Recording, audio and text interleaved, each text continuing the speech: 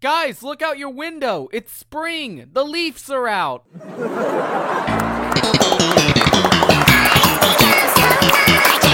Joke said a zillion times aside, the Toronto Maple Leafs have once again lost to the Boston Bruins in Game 7. On paper, this was basically the most obvious outcome down to a T. I mean, Matthew Tkachuk of the Florida Panthers said that's how he saw it going down. And you can't really blame him because we've seen this exact same song and dance 4 times in the last 11 years. Like, this is an even more one-sided rivalry than other one-sided rivalries like Astros versus Yankees, Chiefs versus Bills, and Ricky versus me. I fucking hate that stupid invisible son of a bitch! But I'll be for real. I actually thought the Leafs were gonna do it this time, which I know that makes me sound like a lunatic, but in my defense, it had less to do with the Leafs and more to do with the Bruins, which I'll get to that, but for now, let's just talk about the series itself. Starting with Game 1, and 2, and 3, and 4, we're skimming through the first 4 games. Leafs won one of them, and they lost the other 3. They are down 3-1 in the series, and they're facing elimination. Jeremy Swayman is in every Leafs player's head. Ilya Samsonov is not in any Bruins player's head, and the Leafs look absolutely cooked. Like a fried chicken. At this point, if I didn't tell you exactly how many games this went to at the beginning of the video, you'd probably be thinking,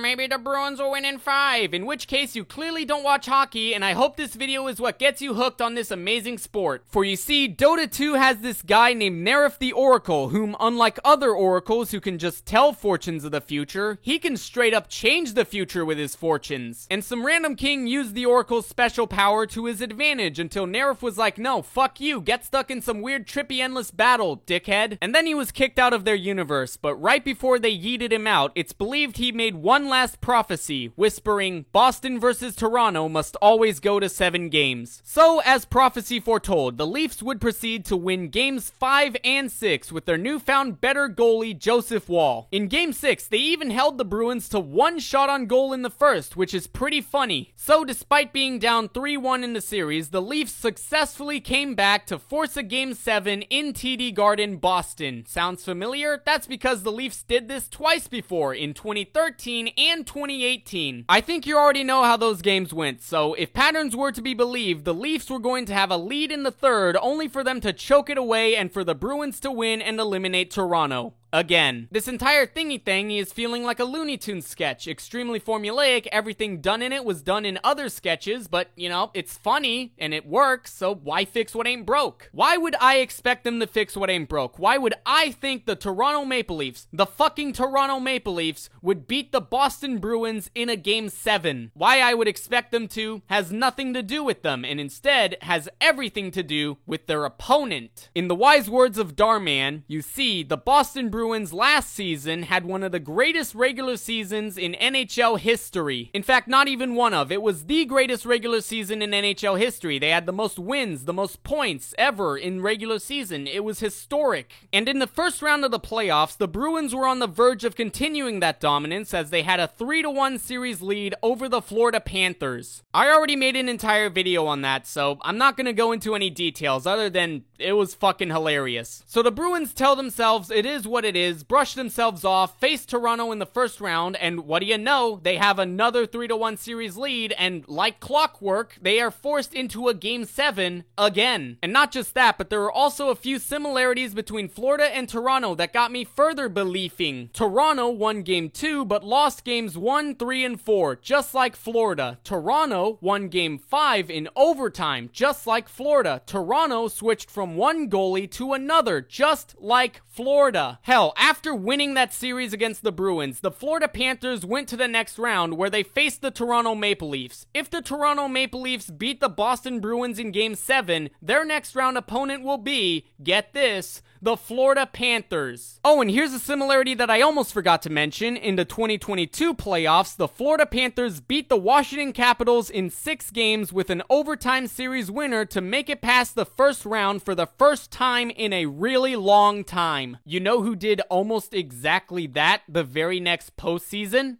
I don't even think I have to tell you. I think you already know who it was. So now the Toronto Maple Leafs are looking almost bar for bar identical to the very team that upset the Bruins that very year prior. So now maybe instead of the usual ass blasting of Toronto, Boston will instead make history by becoming the first team in NHL, MLB, or NBA history to blow a 3-1 series lead twice in a row. That one right there is what made me believe in the Leafs. The idea of the Bruins doing something so mind-numbingly pathetic that no other team had ever done before. It would be beautiful. It would make the previous 3-1 choke against the Panthers even funnier because they didn't just do that, they did it again in their very next series against the team that they're supposed to be the daddies of. It was so good that it would be criminal for it to not happen when this is so close, like one game away from happening. But we don't have to worry about it not happening. Nah, because the Maple Leafs are gonna do it this time. Everything's lined up perfectly. They're gonna finally break the curse and beat the Boston Bruins in Game 7. Joseph Woll will be the man in net who they ride on to lead them to glorious, hilarious hockey history.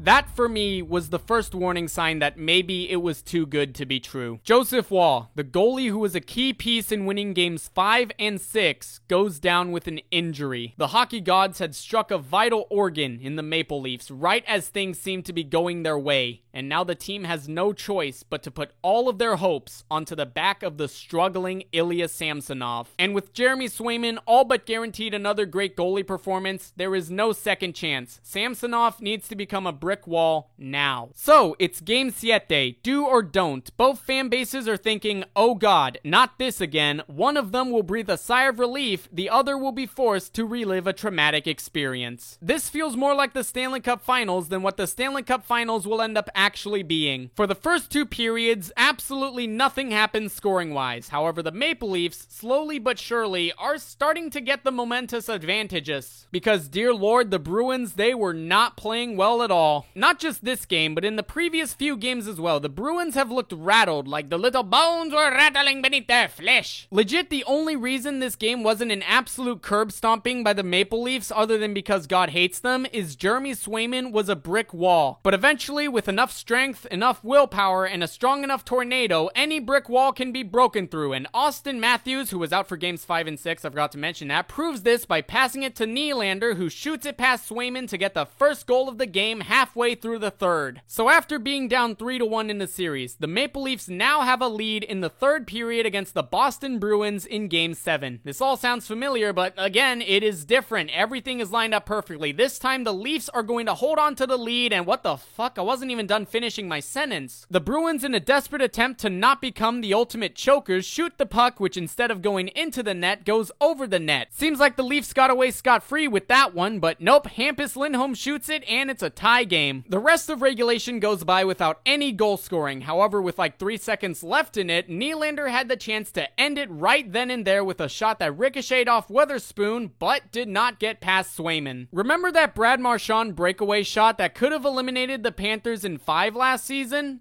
This is Toronto's version of that. The game is going into overtime. Considering all of the circumstances, everything that I told you from like the Leafs being the Bruins bitches, the Bruins trying not to do what they did last season, everything about that, it feels perfect. This looks bad for the Maple Leafs, considering they could have had this game won in regulation. However, one thing to note is that in Game 7 last season between the Bruins and Panthers, that was in overtime as well. And the Panthers won that. And if that ain't enough to soothe your stresses, then how about the 2018 second round between the Washington Capitals and the Pittsburgh Penguins? Evgeny Kuznetsov scored the series winner in Game 6, and the Washington Capitals finally beat the Pittsburgh Penguins in a series. There is no real correlation between that series and this series. However, it proves that no matter how much it seems a team owns you, they can still win this. So the reality is, it seems all but equal. It could go either way, as the oracle I mentioned long ago said. The Maple Leafs are 1 goal away from beating the Bruins, breaking the curse, and turning Boston into the biggest choking hockey team ever. The question now is simply, will it end up like 2013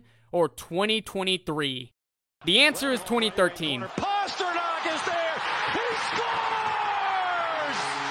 David Pastrnak wins it for David Pastrnak, after being told to step up the previous game, stepped up and scored the overtime winner, and the Boston Bruins have eliminated the Toronto Maple Leafs for the 4th time since 2013. So all the jokes and laughters we could have had at the Bruins' expense for blowing another 3-1 series lead, yeah, you can throw all of that out the window. The Toronto Maple Leafs had one fucking job: to not be the Toronto Maple Leafs for one game. And of course, because they're the Toronto Maple Leafs, they fucked it up. I'm not a Maple Leafs fan, and I never will be, and I am pissed that they didn't do it. Because why rip bozo the Leafs for doing the exact same thing they've been doing for decades when we could be rip bozoing the Bruins for doing something no team had ever done before? Just this one series, literally just this one series, I wanted the Maple Leafs to just not do what their NFL counterparts would have done, and they did it anyway. So now instead of the glorious back-to-back 3-1 series chokes, we just get to watch the Bruins lose to the Panthers again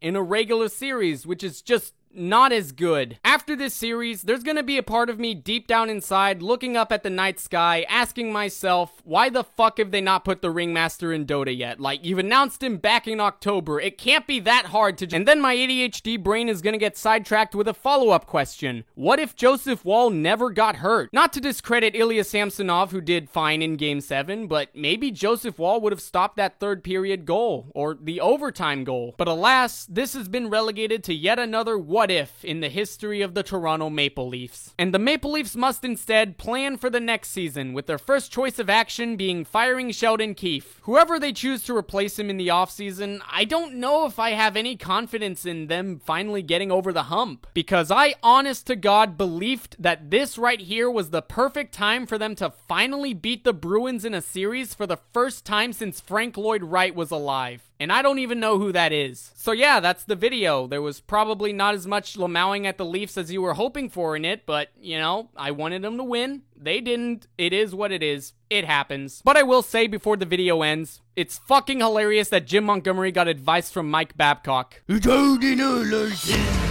you told in our mistakes, through my bloody pain blood, the curse of Crystal Lake, down the deep within.